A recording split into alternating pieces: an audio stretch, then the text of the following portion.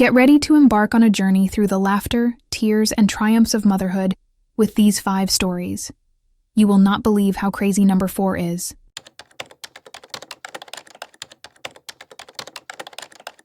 Well, it finally happened. My son's class is focusing on emotions this week, and today's topic was sadness. The teacher asked each child what makes them sad, and my heart sank when my son spoke up. He said, "It makes me sad when mommy and daddy tell me to go play when daddy is laying on top of mommy." I was utterly shocked and embarrassed beyond belief in that moment. As a parent, I never imagined my child would bring up a private moment in a public setting.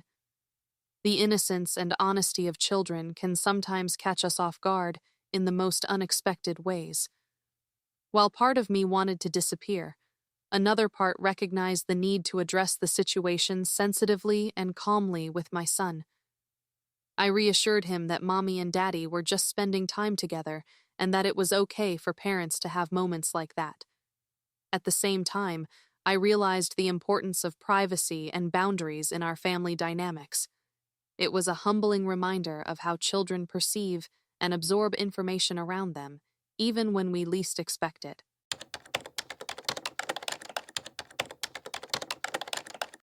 To my firstborn, I'm sorry.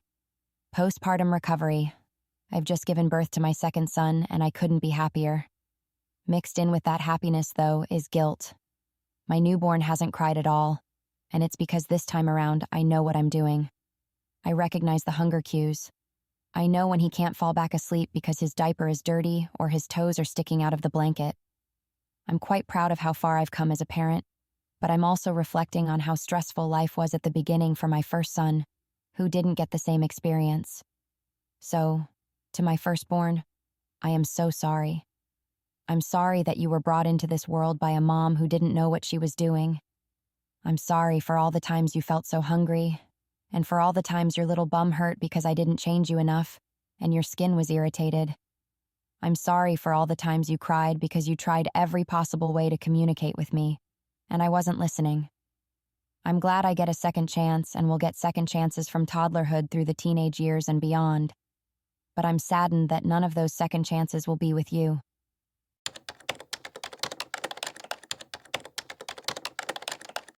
To the mom at the Science Museum. Today, your son asked you why my son was wearing headphones. You handled it perfectly. You explained that these headphones are designed make the noise in busy spaces more bearable for kids like my son. You didn't know his diagnosis, you didn't know his name, but you normalized it, your child accepted it, and you both continued having fun. This probably didn't faze you. You might not remember it today, but it meant a lot to our family. My son sometimes looks like every other kid, and sometimes he is very obviously autistic. He gets stared at in public a lot.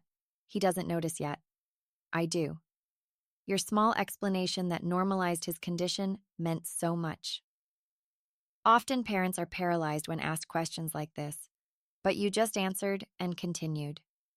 Your lack of hesitation made it even more normal for your son. You're doing great. We're all doing okay.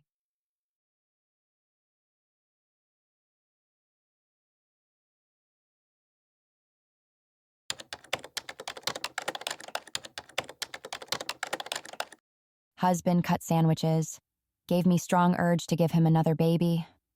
So we are visiting my brother-in-law and sister-in-law with our 2 kids.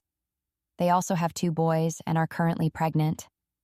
Lunchtime comes around and we've decided on sandwiches because it's easy and can be customized for each person. Naturally, the younger 3 are going to have a peanut butter and jelly and need it made for them. I start putting together the plates, and my husband starts making the sandwiches. After they're done, he asks how little nephew likes it cut, knowing that kids like sandwiches in weird ways.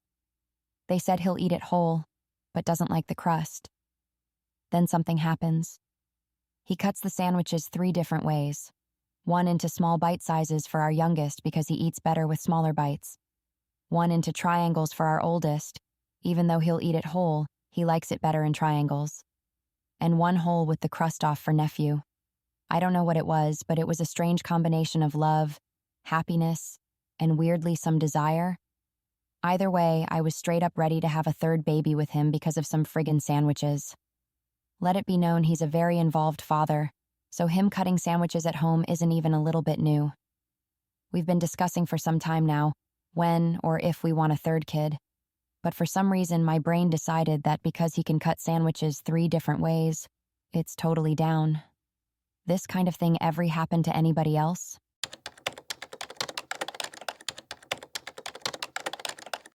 The words that broke me: I'm a stay-at-home mom, husband works, I take care of the house, we have a toddler and a baby. Today I was rather tired in the middle of the day because I had to go out with our baby in a baby carrier. My back felt it. I came home semi-crushed. Husband was at home, had a day off after an emergency night shift. We usually use occasions like this to have alone time because our toddler is in the preschool.